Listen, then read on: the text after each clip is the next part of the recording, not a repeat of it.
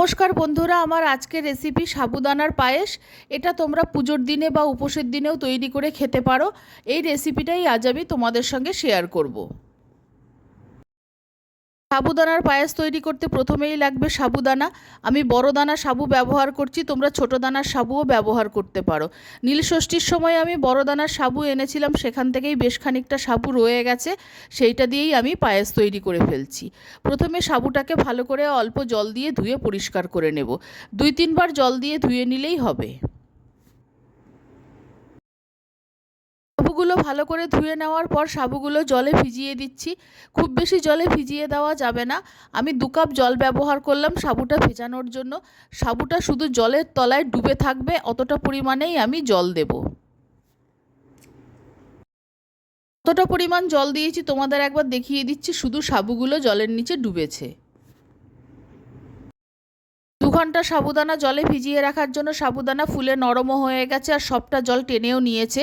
আর যদি এটা ছোট দানা সাবু দিয়ে করতাম তাহলে হাত দিয়ে সাবুদানাটা চটকে নিলেই হতো।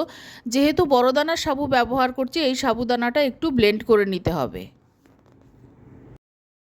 ব্লেন্ডারে সাবুদানা নিয়ে নিয়েছি।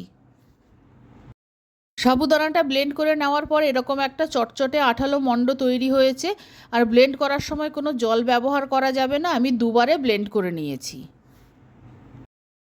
সাবুদানা অনুযায়ী বড় চামচের 2 চামচ চিনি, 2 চামচ গুঁড়ো দুধ আর 1 চামচ শুকনো নারকেল গুঁড়ো আমি নিয়েছি।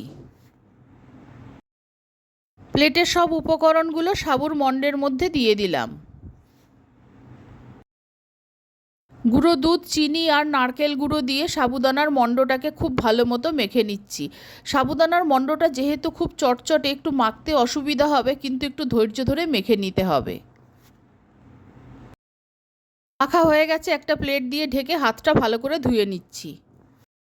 কড়াইতে 750 দুধ নিয়েছি, তাতে একটা তেজপাতা ছিঁড়ে আর 2টো এলাচ ফাটিয়ে দিয়ে দিলাম।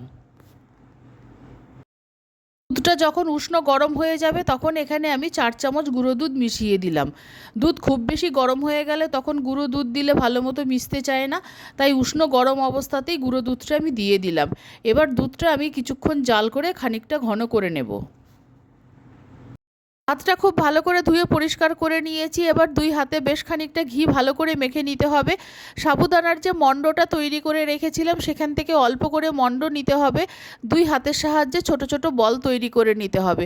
বলগুলো খুব বেশি বড় তৈরি করার দরকার নেই, কারণ এই বলগুলো ফুলে অনেকটা বড় হয়ে যাবে। আমি এরকমভাবে ছোট করে বল তৈরি করে নিচ্ছি। এরকম ছোট ছোট করে সবকটা বল তৈরি করে নিচ্ছি। আমার 2 প্লেট বল তৈরি হয়েছে। বলগুলো তৈরি করতে করতে দুধটা অনেকটা জাল হয়ে গেছে আর অনেকটা ঘনও হয়ে গেছে। এবার তৈরি করে রাখা সাবুর বলগুলো আমি দুধের মধ্যে দিয়ে দিচ্ছি। আমি 2 প্লেট বলই একসঙ্গে দিয়ে দেবো। দিয়ে দেওয়ার পর প্রথমবারেই খুব বেশি নাড়াচাড়া করার দরকার নেই, অল্প হালকাভাবে নেড়ে দেবো, তবে একটা বলও ভাঙবে না।